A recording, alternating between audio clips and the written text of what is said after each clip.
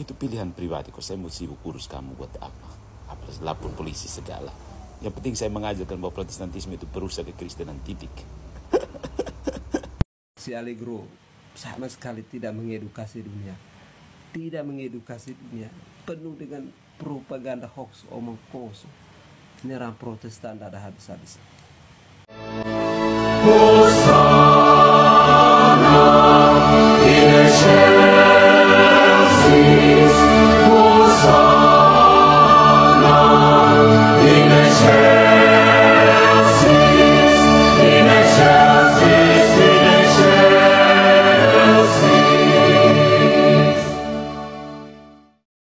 Kalian itu mirip-mirip romo-romo kalian itu. Tidak belajar tapi ngaku-ngaku pintar, ngaku-ngaku hebat. Padahal otaknya bolot semua otak kalian itu. Bolot semua otak kalian itu. Tidak ada pengetahuan teologinya. Lihat model si Allegro. Si Allegro sama sekali tidak mengedukasi dunia. Tidak mengedukasi dunia. Penuh dengan propaganda hoax, omong kosong. Menyerang Protestan tak ada habis-habis. Lapor polisi kalau saya setuju dengan ajaran Protestan. Saya tidak setuju dengan ajaran Protestan, tapi saya tetap menghargai kebebasan orang Protestan dan tidak sibuk dengan orang Protestan yang mau mengikuti ajaran sesat seperti Protestantisme yang menghancurkan kekristenan, menghancurkan orang-orang Kristen seperti kamu. Jadinya kamu itu relatif indiferen dan agnostik kan. Jadi itu pilihan pribadi. Kok saya mau sibuk urus kamu buat apa? Apalagi lapor polisi segala. Yang penting saya mengajarkan bahwa Protestantisme itu perusak kekristenan, titik. 5 poin tanggapan Romo Patris Allegro atas ormas yang melaporkan dirinya ke Polda NTT. Suasana jagat maya dan dunia nyata kembali memanas setelah seorang biarawan Katolik, Romo Patris Allegro, dilaporkan oleh Forum Ormas NTT Bersatu ke Polda NTT atas tuduhan penistaan agama Protestan. Laporan ini buntut dari konten-konten teologis yang disampaikan Romo Patris di media sosial, yang menurut pelapor dianggap melukai hati umat Kristen Protestan. Namun, dalam sebuah unggahan tegas melalui akun Facebook resminya, Romo Patris tak tinggal diam. Ia memberikan 5 poin tanggapan keras namun argumentatif, membongkar motif-motif di balik pelaporan tersebut. Berikut ini penjelasan lengkapnya. 1.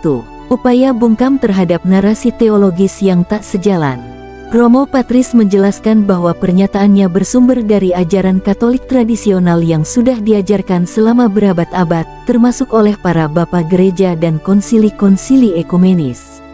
Menurutnya, menyebut ajaran lain sebagai tidak lengkap atau keluar dari kebenaran Kristus bukanlah ujaran kebencian, tapi kritik teologis yang sah. Kalau perbedaan ajaran disebut penistaan, maka seluruh kitab Galatia juga harus dilarang karena menyebut pengajar Injil lain itu terkutuk, tulis Romo Patris. 2. Panggung moralistik bermotif simbolik. Lebih lanjut, Romo Patris menilai ada motif politis di balik pelaporan ini. Dengan mengatasnamakan kerukunan dan toleransi, ormas tersebut justru mempermalukan individu yang menyampaikan keyakinan agamanya sendiri. Apa yang mereka cari? Legitimasi moral. Dengan tampil sebagai penjaga toleransi, mereka dapat sorotan publik dan pengaruh politik, tegasnya. 3. Menyalahgunakan jalur hukum untuk menyerang argumentasi. Alih-alih menyanggah melalui debat teologis, kelompok pelapor justru mengkriminalisasi perbedaan iman. Ini adalah bentuk penyerangan terhadap kebebasan berpendapat dan hak konstitusional warga negara. Mereka takut bukan karena kata-kataku kasar, tapi karena argumenku telak, ujar Romo Patris. 4. Mobilisasi tekanan terhadap gereja dan aparat. Romo Patris juga mengkritik upaya kelompok pelapor yang secara tidak langsung menekan keuskupan dan pihak berwenang, seolah-olah diamnya institusi berarti persetujuan.